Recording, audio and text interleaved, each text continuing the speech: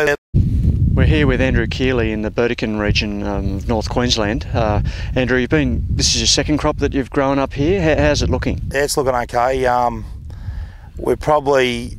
yields probably aren't, I don't think they're going to be a lot better than last year. We've had a lot more rainfall than last year. Last year's probably around 40 inches, we're probably more like 60. Because we initially come out of cane, the first season ground conditions, we didn't expect big yields. So our second crop, I was expecting probably closer to 4 than 3 bales to the acre. I'm hoping that we're probably somewhere around 3.5, but we've had some mealybug problems and the rainfall's definitely been a challenge there. So 1,700 millimetres of rainfall, 1.7 metres, definitely would define a season. What sort of issues has that raised for you in terms of, the longer term, you think, about handling a big wet and growing the cotton, at least the early part of the crop, in the wet? Yeah, well, we should have made the biggest hurdles, I think. Like what we've experienced in the last 2 years. I think that, look, in general, across the board of looking at what I've seen in the cotton industry in the last 15 years of picking a lot of valleys, on the downs we're semi-irrigated farmers, but if we grow a 3.5 bale acre crop, we'd be jumping up and down. We'd think it was great. So I think to come here and grow a 3 bale crop under the conditions we have done is pretty good too. Well, it's amazing, really. Yeah.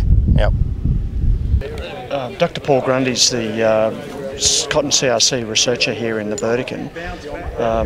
Paul, you're about halfway through the first project. How has this season treated you compared to last one?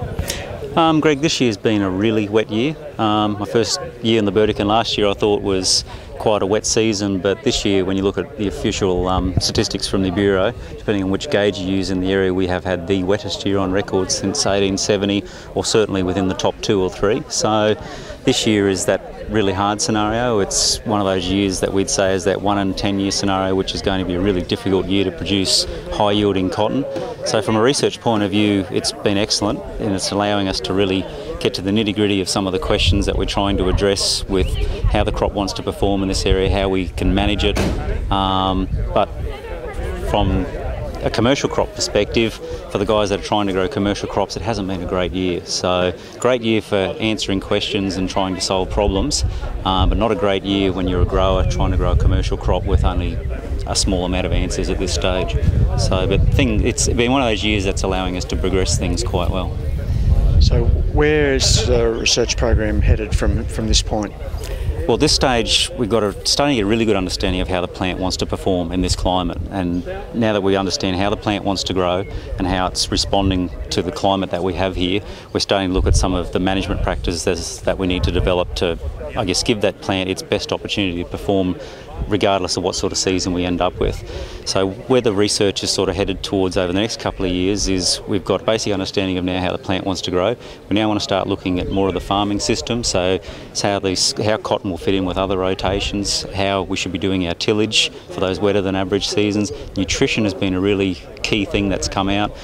Nutrition is probably a fairly standard thing in our drier than average seasons, but in the wetter than average seasons, we need to do our nutrition a little bit smarter and with split applications, retaining stubble, trying to conserve ends. So they're the sorts of questions we're now moving towards now that we know how the plant wants to grow. How can we best support that with agronomic practice?